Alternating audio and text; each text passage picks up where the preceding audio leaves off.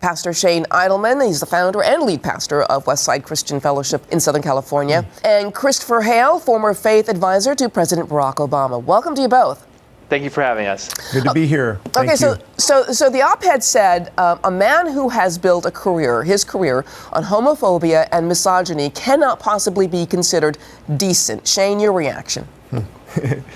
Well, I don't know where to start with that one. Obviously, decency means morality, modesty, and you have someone who was an actress in Sin, the sitcom there, Sin in the City or whatever it was called. Sex in the City. Lecturing the president, Sex in the City, there you go. Lecturing the vice president on morality. So to me, it's just unbelievable that we can even look to her as a spokesperson for decency and morality. And there's not a homophobia. It's those who disagree with that lifestyle. We actually love those people. So it has nothing to do with hate, nothing to do with homophobia.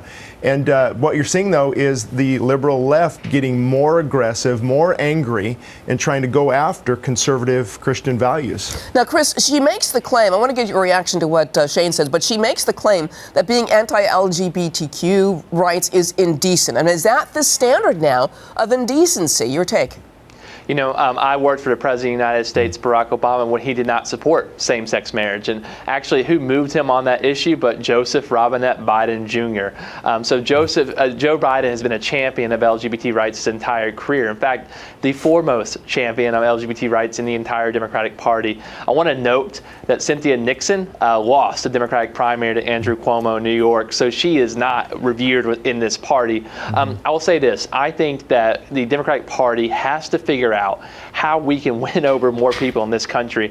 I think it's perfectly fine to say that Mike Pence is a decent and honorable man. I think that Biden can run with that remark. I think it's a fair remark, and I think most Americans agree with that, whether they're on the left or on the right. And I think the Democratic Party needs to figure out how we can win over a wide swath of this country. And too oftentimes we get caught up in the thick of thin things. Well, but Chris, you know, Biden backpedaled on his comments. In one article asked whether this was moral cowardice. I mean, you know, Chris, what do you think? Well, you know, I think that's going to show if Joe Biden, which I think he's running for president of the United States, don't get me wrong, I think he's got to run as his own man. We cannot have this tact to go so far to the left. The culture of hysteria and being offended by every comment that comes out of a politician's mouth. It's not a way to win an election. It's not a way to win over a wide swath of the country.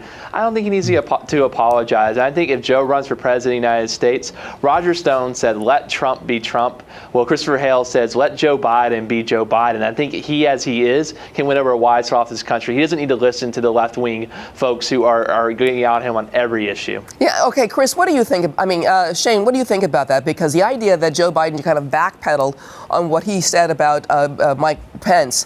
What does that say? Is it moral cowardice? Well, I want to go back to even what Chris said about former President Obama, how he was against gay marriage and LGBT, and then he switched, and now we see Joe Biden doing the same thing. What we need is men who are solid on what they believe. What is morality? What is God's standard? What is the truth? And then you hold that line. You don't sway based on popular opinion or opinion polls. You don't do what's politically correct. You do what's biblically correct. So what we're seeing here is a shift. Well, am I going to please my base? And Joe Biden realized, I just upset a large portion of the people who are going to be my base. So I'm one for looking for statesmen who look to the next generation, not politicians who are looking at the next election. So I think people need to be called out when they switch on these things. And you can't switch morality. We've talked about that before. Times change, but truth does not. Truth does not change. And it's not discrimination. It's not hate. It's standing up for what is right and what is wrong.